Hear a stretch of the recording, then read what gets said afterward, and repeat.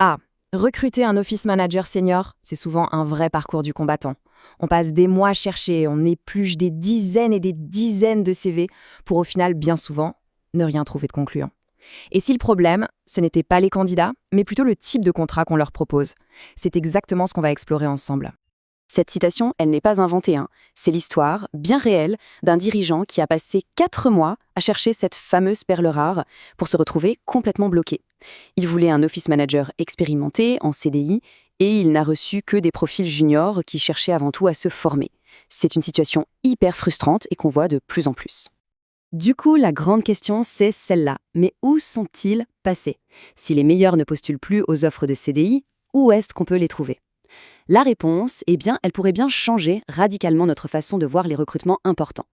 Non, ils ne sont pas partis à la retraite. Ils ont juste changé de terrain de jeu. Pour piger ce qui se passe, il faut d'abord casser un mythe, une idée reçue qu'à la vie dure, celle que les meilleurs talents recherchent avant tout la sécurité d'un CDI. En réalité, c'est de moins en moins vrai et les chiffres du marché, eux, ne mentent pas. En fait, le marché s'est complètement coupé en deux.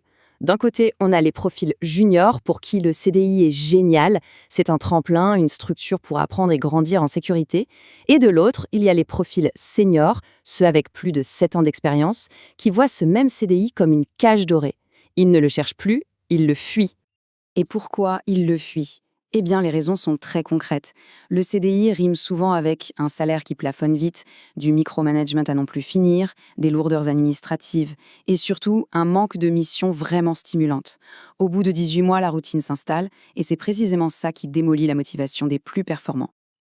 Ok, donc si on comprend pourquoi ils partent, ça nous oblige à voir les choses différemment. Pour attirer ces talents, il faut d'abord comprendre leur état d'esprit. Parce que ce n'est pas juste une question de statut, c'est toute une philosophie du travail qui change. Ça, c'est la mentalité classique, celle de l'employé, une approche qui se base sur les tâches. On exécute une liste de choses à faire, la responsabilité s'arrête souvent là où la fiche de poste se termine.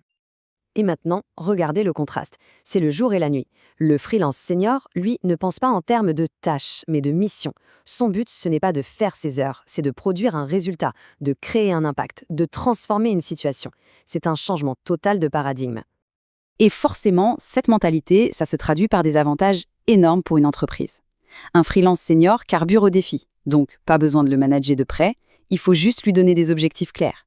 Il n'arrive pas les mains vides, il vient avec tout son écosystème, son réseau, ses outils préférés. Et surtout, il est obligé de se former en permanence parce que sa carrière en dépend directement. Allez, assez parlé de mentalité, passons aux chiffres. Parce qu'au-delà de l'état d'esprit, la différence, elle se mesure de façon très concrète, en performance, en temps et bien sûr en argent. Regardez bien cette frise, elle montre un truc essentiel, le temps qu'il faut pour qu'une recrue soit vraiment rentable. Un salarié en CDI, il lui faut en moyenne 6 mois pour être à 100%. Un freelance senior, lui, est déjà à 90% de sa capacité en un seul mois. C'est 5 mois de gagné. 5 mois pendant lesquels le CDI est un coût qui ne rapporte pas encore sa pleine valeur. Et en parlant de valeur, voilà un chiffre qui claque. Plus 40%. En moyenne, c'est ce qu'un freelance senior produit en plus qu'un salarié en CDI de niveau équivalent. Pourquoi? C'est simple. Il est jugé sur ses résultats, pas sur son temps de présence, et il n'est pas ralenti par la politique interne de l'entreprise. Là, on touche à un point souvent oublié, mais qui est juste monstrueux. Le temps de management. Gérer un salarié, ça prend entre 150 et 250 heures par an à son manager. Un freelance, comme il est autonome, c'est à peine une trentaine d'heures. C'est près d'un mois de travail de direction récupéré pour se concentrer sur le cœur de l'activité. Alors oui, si on regarde juste l'étiquette, le coût annuel d'un freelance peut paraître un peu plus élevé. Mais dès qu'on ajoute la productivité, le temps de management économisé et la flexibilité, le calcul s'inverse complètement. En réalité, pour la valeur qu'il apporte, le freelance est 15 à 25% moins cher. Le point clé, c'est de ne pas comparer le coût facial, mais bien la valeur réelle. Même le processus de recrutement n'a rien à voir. D'un côté, pour un CDI, un processus lourd, long et rigide. De l'autre, pour un freelance, c'est rapide, agile et souple. On passe de plusieurs mois d'incertitude à quelques semaines seulement pour avoir un expert à bord. Le risque pour l'entreprise est donc considérablement réduit. Tout ça, en fait, ça nous pousse à voir le recrutement différemment. Il ne s'agit plus juste de faire une embauche, mais de faire un vrai choix stratégique. Il s'agit d'adopter un nouveau modèle qui est beaucoup plus adapté au monde du travail d'aujourd'hui. Non, le modèle freelance, ce n'est pas juste un pansement ou une solution de dépannage. C'est un véritable partenariat stratégique. L'idée, ce n'est plus de remplir une case, mais de s'offrir une compétence de haut niveau pour atteindre un objectif précis. On n'achète plus du temps de présence, on achète un résultat. Bon, attention, soyons clairs, le freelance n'est pas la solution miracle à tout.